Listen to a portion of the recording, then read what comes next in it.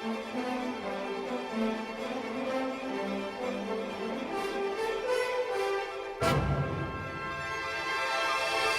evening and welcome to Colorado Decides, a joint production of Colorado Public Television, CBS 4, and KOA News Radio. I'm your host, Dominic Dezzutti. Thank you very much for joining us. Joining me tonight is Sean Boyd, political specialist with CBS 4 News, and political analyst Eric Sonderman. Tonight, we continue our coverage of the 2016 election by focusing on Amendment 70. If passed, Colorado's minimum wage will be raised from $8.31 to $9.30 next year, increasing 90 cents at the start of every year until it reaches $12 an hour in 2020. Joining us for the next 30 minutes are Felicia Gorman of Colorado Families for a Fair Wage, a proponent for the amendment, and Tyler Sandberg with Keep Colorado Working, who opposes Amendment 70. Everyone, thank you very much for joining us. We have limited time, so let's get right to it. Sean, do you want to start us off? I will. So in July last year, Washington, D.C. raised its minimum wage to $10.50 an hour. This year, again, raised it to $11.50. According to statistics from the Bureau of Labor, in the last 6 months, D.C.'s restaurants have cut 1,400 jobs, the biggest job loss in 15 years. Meanwhile, restaurants in Virginia and Maryland, which didn't see that hike, have added jobs. In Seattle, too, which raised the minimum wage, has had jobs lost. Why would it be any different in Colorado? And Felicia, I want to start with you. Well, when we raised the wage back in 2006, we saw positive job growth both in rural and urban Colorado. And many other cities that have raised the wage have also saw positive job growth. And so, I don't see that there is going to be a difference. What happens when low-income folks or working folks make more money, they put that money back into Main Street, and that grows businesses and also increases jobs. So I don't believe that we're going to have the same kind of response. Tyler, what do you think? I think it's a very serious concern, and we've talked about studies and projections. These are real examples, and this is the first time in America where minimum wage is reaching double digits. So they're referring to lack of impact when minimum wage goes from $6.50 to $6.75, $6.50 to $7. We're now seeing ramifications for the first time ever in American history on double-digit minimum wages, and what they're doing is killing jobs. And so I would say to those 1,400 workers, their reality is very real. They now have no wage. There's 1,400 people in the restaurant industry, and DC has one of the most booming restaurant industries in the country. It's one of the hottest restaurant scenes. So this is a market that's already very strong, but the minimum wage increase has caused these people to lose their jobs. Not only have 1,400 people lost their jobs, a number have lost hours as well. In Seattle, they raised the minimum wage by $1.50 last year. And a study commissioned by the City of Seattle, done by the University of Washington, nonpartisan study, found that workers have seen no increase in their take-home pay. They did two analyses. Under one analysis, they saw $5 more per week. Under a second analysis, they've actually lost $5 in take-home pay. So essentially, even though they've seen a $1.50 increase and a 40-hour work week, they should have seen $60 more in take-home pay. They've seen essentially nothing. And 1% of low-wage workers in Seattle are less employed now. There's 1% less employment. So they've either lost their job. An average worker who didn't lose their job has actually lost enough hours to make that increase completely nullified. So if you're trying to help low-wage workers in Seattle, you haven't helped any low-wage worker families because on average, they haven't gained any take-home pay. They've lost hours or they've lost their jobs. They are 1% less employed than people in the suburbs in Washington outside of Seattle. And in DC, 1,400 have straight up lost their jobs. So we're saying from our side, we support minimum wage increases. And Colorado already has a law on the books. Minimum wage goes up every year with inflation, according to the cost of living. So if Amendment 70 fails, minimum wage will continue to rise in Colorado. We're saying if you raise it this far, you're going to hurt jobs, and you're going to hurt the exact same low-wage workers this measure is intended to help. Before we get to the next question, Felicia, I want to apologize. It's Felicia Griffin, not Felicia Gorman. We had Linda Gorman on the last show, so a little bit of the wrong genie on the brain. I apologize. Let's get to our next question. Eric. Sure, I will start with you as well, Felicia, and we'll have plenty of tough ones for Tyler when the time comes. I want to talk about the geographic issue here. Can you explain why in drafting this amendment there is a single standard, and it's the same standard for Denver as it is for Craig over on the Western Slope, or for Colorado Springs as it is for Trinidad or Lamar, when we all know those economies and the cost of living are very, very different? What is the logic behind having a single standard everywhere in the state? The logic is that families and workers cannot survive on $300 a week, which is $1,200 a month in any county in the state of Colorado. And many small businesses already pay higher wages than the minimum wage. We've got hundreds of businesses that are signing on, and many of them already pay higher than the current minimum wage, and some even 12 and over. And so the standard is, if you look at the Colorado self-sufficiency standard, there is not a county where people can meet their basic needs. And $12 is really low. This is an extremely modest request. And we on purpose phased it in so that businesses could adjust to it. Right? It's $9.31 next year, right? This does not fully phase in until 2020. By that time, our economy will have grown, costs will have rose. We already, if you look at $300 times 12 or times 4, so $1,200, rents in the urban areas already outpace that. I've been in rural Colorado lately, and folks are having a hard time also in rural Colorado finding affordable housing. So there's no way in any county that folks can live off of 831. And we value hard work. Folks are working full time at $8.31 an hour and should be able to meet their basic needs. And I guess I'll put it to you, Tyler, if there was some geographic variance built into this proposal, would you and the committee you represent have a different feeling about it? This campaign wouldn't be here if there was a compromise. There was actually back in March, the Colorado Restaurant Association and the Colorado Association of Industry met with the proponents. It was the union operatives from the AFL-CIO and the SEIU who led the charge on this. And they said, can we come to a compromise? Can we look at a 10-10 minimum wage? Can we look at a longer ramp to get there, maybe 2023? Can we look at a small business exemption? Can we look at a rural rate that reflects the fact that in rural Colorado, they're not seeing the cranes and the booming construction you are in Denver. They are still living in the recession. And so we said, can we come to a compromise? And we were told no. There is no room for compromise. And in fact, Governor Hickenlooper criticized the campaign proponents just yesterday on 9 News, saying that it's really problematic that for rural Colorado, for family farms, this is going to be very devastating. It's going to make the cost of their product be so they can't even break even on their cost at the market. And for small businesses that work on small profit margins, small family-owned restaurants that make 3% and 4% profit margins, there simply is not the money to do that. So a deal was tried to be created with the unions who are funding this. And there's a reason why there's one statewide standard, is this was written by out-of-state unions. 90% of the money has come from out-of-state unions, primarily unions based out of Washington, D.C. This is a political goal for them to win in a swing state in a presidential year. And we don't think the political goals of unions from out of state should supersede the impact on rural Colorado families, rural Colorado communities, and small businesses that are operating in very small profit margins. Can I respond to that? Sure. Great. So it's totally incorrect.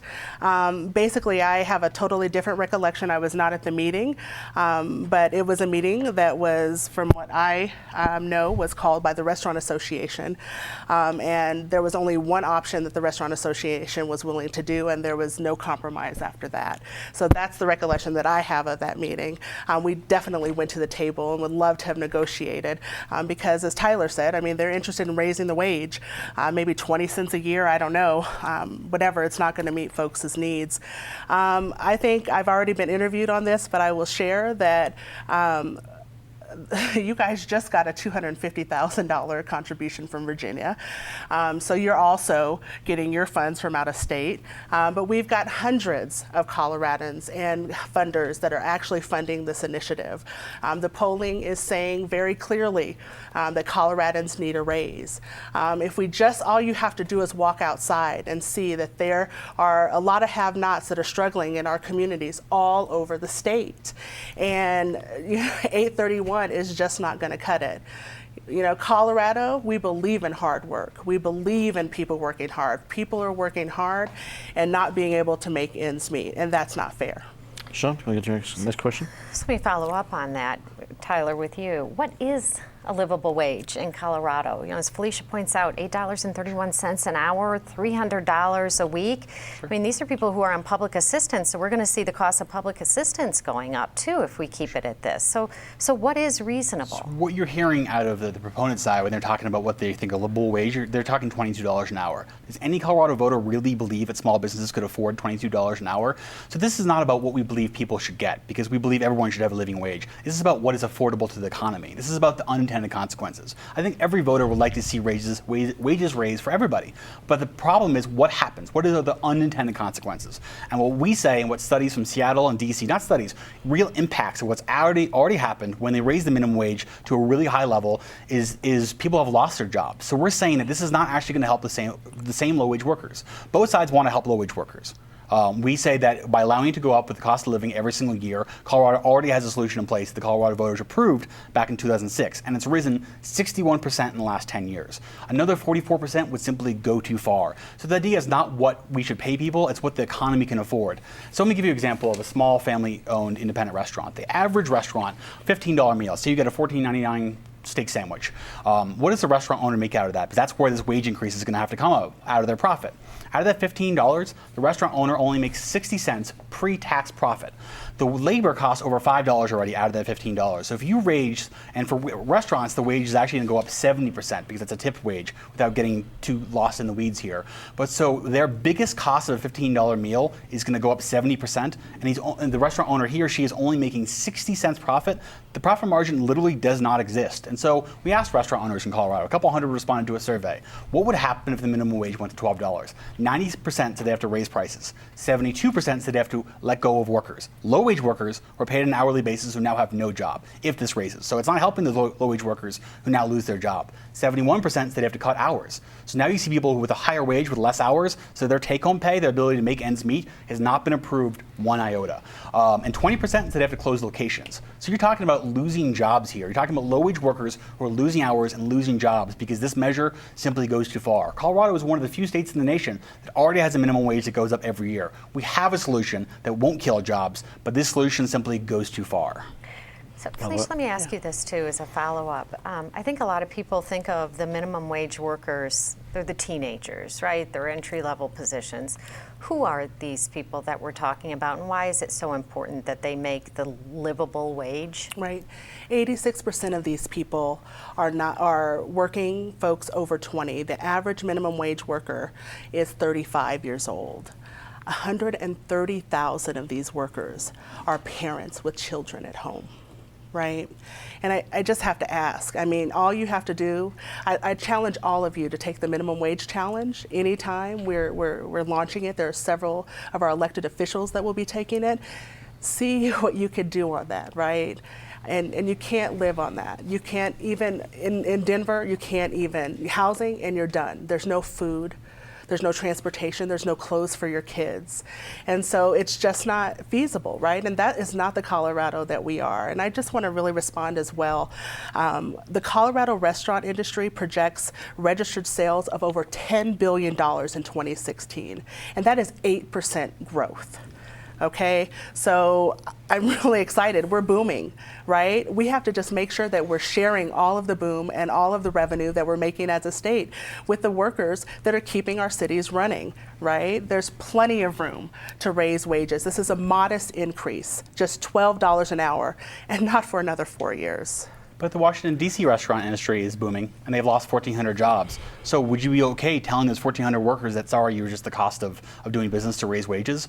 There are unintended consequences. Emotionally, we all support raising wages. It is rationally thinking what will actually happen here. Mark Twain once said, there are lies, damn lies, and then there are statistics. And that's what we're getting out of the proponents, which is not true. I encourage you to look at the one true statistic. They keep citing this, but they can never tell us where they get it from. Look at the Bureau of Labor Statistics. Half of minimum wage workers are under 25. Almost 2/3 are under 30. And what's also really important to learn here is that the average family income of a minimum wage worker is almost $60,000 a year. That's the Colorado average. So the average minimum wage worker is not taking care of their family by themselves. They are not the single mom that the proponents are trying to say. We're not saying those stories don't exist. They absolutely do. And we want to encourage the government to help get them education training, help them get better jobs. They deserve support, absolutely. But the average minimum wage worker family income is almost the state average, which is around $63,000. So we're talking about people who are part-time. 2/3 of minimum wage workers are part-time.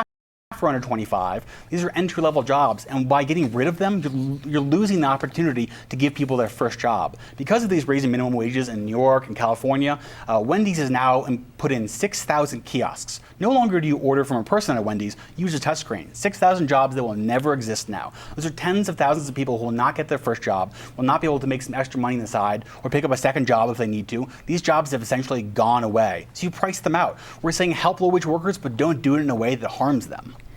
Felicia, let me jump in for a quick question. And I guess it's more about, I don't have all the statistics between tip rates and all that kind of good stuff. I drive by, I live in Highlands Ranch. I drive by a Good Times and they said they're advertising now hiring at $10 an hour.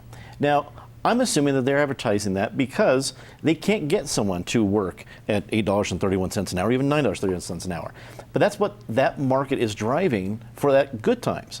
I can't imagine the Good Times in Walsenburg is offering the same hourly wage because they might be able to get someone that could work at a lower wage. So why isn't the separate markets around Colorado, like if I'm expected to work at 16th Street Mall or at Union Station, I'm making a lot more than I'm working at a diner in Walsenburg, but it's because of the different markets. Why isn't that solving the problem? I would love to get some examples from Taylor of businesses that they're probably paying their family members. A lot of those smaller businesses are family members in small towns. They're friends, they know each other, and they take care of each other, right? So I'd be really shocked that a lot of those folks are making $8.31 an hour. They're probably making a lot more than that. And also in a lot of our ski towns, and in order to be able to keep people so that they could barely afford, there's a housing crisis in those towns as well. There's nowhere affordable to live. And so 12 is modest. I mean, we did not go to 15, right?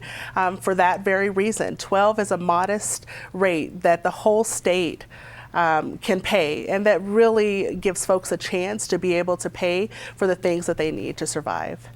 And I've never heard of I loved the data source for your 60,000 number. Sure. Well, and Tyler, I just fired the same market-based question at you. I mean, if we're having the market solve this, do they need a push for establishing that floor? I guess we could say difference between Highlands Ranch and Walsenburg, but at some point, a rural community does need to be protected. So there has to be some sort of minimum there. Does there need to be an established growth more than what is currently in the Colorado Constitution? So it's by the cost of living, which factors in the cost of housing, rent, food, gas, utilities. So it goes up every single year. And as I said, it's gone up 61% in the last 10 years. We're not opposed to minimum wage increase. We're not opposed to minimum wage increase. It already goes up every single year. We're saying if you go past the market, what you do is you lose people jobs. You lose them hours. It's the negative blowback. And so if we could do it in a way that would not create blowback, and we did try to have a compromise here, and Felicia says we only throw out one option. I would encourage you to go to the Secretary of State's office. There are actually numerous compromises filed with the Secretary of State for a variety of ramps, a variety of tip credit compromises that were not just thrown out in a meeting. They went through a legal process and filed them, and they were not chosen because the union campaign would not compromise.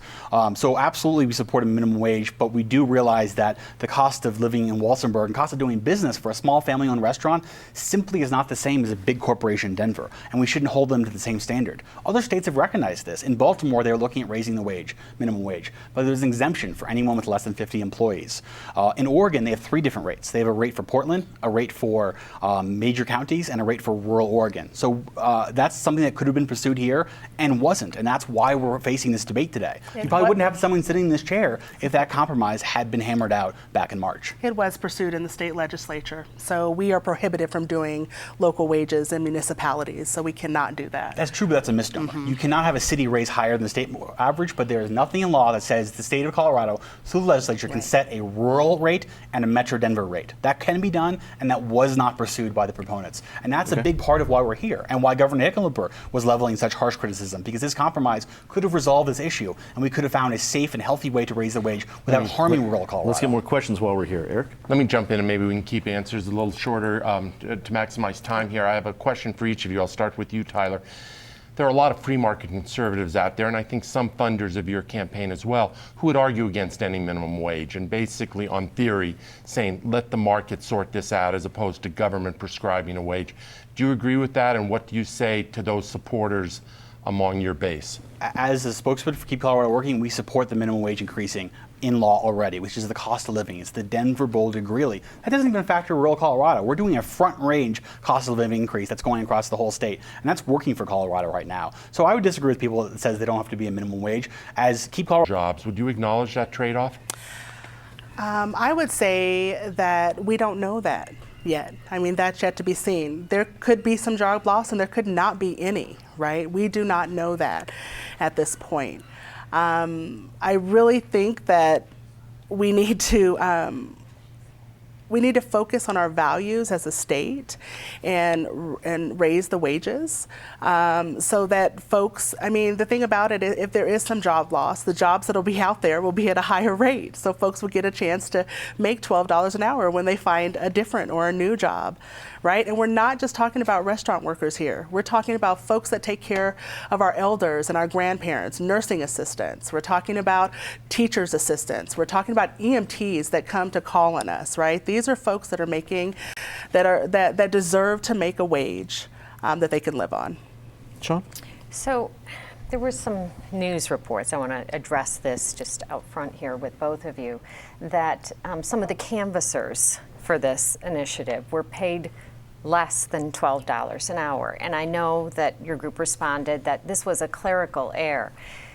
How do you let a clerical error happen on something like this? This is your issue, right? Right. I mean, would you forgive King Soopers if they made a clerical error and oops, we forgot to pay our workers $12 an hour, but it was a clerical error, you know? Right. So we vended that out to a vendor, and they have rectified the situation and paid those folks and corrected it. You know, I run a nonprofit organization and I've worked in business before. I've seen clerical errors happen, and you cut another check and you fix it, and that's what happened. don't think it was a clerical error. They are a part of a national group called the Fairness Project that is running the exact same ballot initiatives, $12 by 2020, in Maine and Arizona. Well, it just so happens their partner in Maine did the exact same thing. They were advertising jobs for less than $12 an hour and said, oops, clerical error, just kidding. Now we were called out on it. So they were operating the free market. The free market says we can pay signature gatherers $11 an hour and hire them, and they were hired for that. And then they got caught being minimum wage hypocrites, and all of a sudden numbers changed around. What's even fascinating about this is when they did their clerical error fix, they reported actually paying the canvassers about $50,000 less than they reported originally. So the report says they paid a DC firm, Fieldworks, about $950,000 to get on the ballot.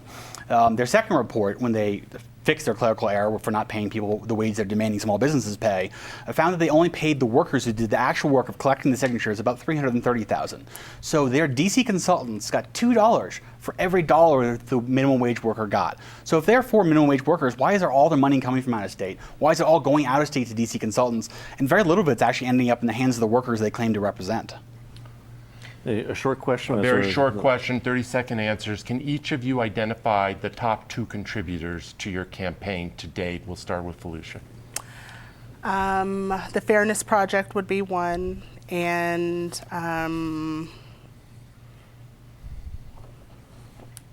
trying to think of the list. I'm going through the numbers. Tyler, if you could go, I just need a minute to think. Restaurants. It's been restaurants like $2,000 from the Main Street Pizza Shop in Telluride, or the Is there a $250,000 contribution? So they have donated together and combined, and it's come from the Hospitality Issues PAC, which is Restaurants Giving, is our biggest contributor, and then the Fairness Project, the Workforce Fairness Project, which supports opposing union bullying, and that's what we have here. We have out-of-state unions trying to force a wage across all of Colorado for their union benefits, and it's hurting rural Colorado. So they came and donated because they see a union bullying happening here. Felicia, did you have any other sources you wanted to? Yeah, I'd have to look at the list, but they're the largest. Mm-hmm. It is. And can I just also share that it happens a lot in Colorado that our local Colorado funders and donors don't get behind this until it's on the ballot. And we've seen extreme increase in support for this measure among funders as well as individual Coloradans. It is time for our closing statements. We offer each of our representatives 1 minute each to make their case. Tyler, we'll start with you. 1 minute. The floor is yours. So to all undecided voters out there, we support raising wages. We want to help workers. There are a variety of ways to do it. Unfortunately, raising the wages this far, on enforcing that same rate in small businesses as you are big corporations, and in rural Colorado as you are Metro Denver, will harm communities. It will harm the same low-wage workers that this is supposed to help. They're going to have jobs laid off, and we've seen this. 1,400 people have lost their jobs in D.C., a much more expensive city to live in than Colorado. They've lost their jobs, and in Seattle, they've lost enough hours on average to see literally no extra dollars in their take-home pay every week. So we believe supporting wages and increasing worker pay is a good thing. It's how you do it so you don't harm people inadvertently. And we're saying what happens here is they did not compromise and create a rural rate. They did not compromise and create a small business rate. They did not compromise and fix the tip credit issue for small independent restaurants. Because of that, the way this is written by out-of-state interests, it's going to harm Colorado, and it's going to harm the exact same workers that it's supposed to help. So we urge a no vote on Amendment 70. This is simply not the way to do it. It's going to cause more harm than good. Tyler, thank you very much. Felicia, you have 1 minute. Great. Raising the wage is both smart and fair for Colorado. The problem is the minimum wage has not kept up with the skyrocketing cost of living across the state. Full-time Colorado workers bring home less than $300 per week, not enough to cover even the basics for their families. 130,000 of those are families, as you probably are, and live in poverty with their children. The wage is so low that many full-time workers who want to be self-sufficient are forced to rely on food stamps or other public assistance. It's smart because when working people have more money in their pockets, they spend it on Main Street, boosting our local economies. This initiative is scheduled to put $1 billion into our economy and impact almost 500,000 workers. Amendment 70 will build a strong economy so real people can take care of themselves and their family. They can take care of the rising housing costs that we all face. It's fair because working families will be able to put food on the table. Please, I urge you, Amendment 70 is a local initiative. It is not being brought down by special interests. We've been working on this for over 2 years. So please vote yes on Amendment 70. Well, that is all the time we have for our look at Amendment 70 and raising Colorado's minimum wage. I'd like to thank our guests for joining us, Felicia Griffin and Tyler Sandberg. I'd like to thank my fellow panelists, Sean Boyd and Eric Sonderman. If you'd like to find out more information about any of the general election or ballot issue races, please visit our websites at cpt12.org/election or cbsdenver.com and KOAnewsradio.com. Be sure to join us next Friday, September 16th at 9 p.m. as we look at Amendment 71, which would require petitioners to gather signatures throughout the state's 35 Senate districts in order to qualify to amend the Constitution. For everyone here at Colorado Public Television, I'm Dominic Dezzutti. Thanks for watching.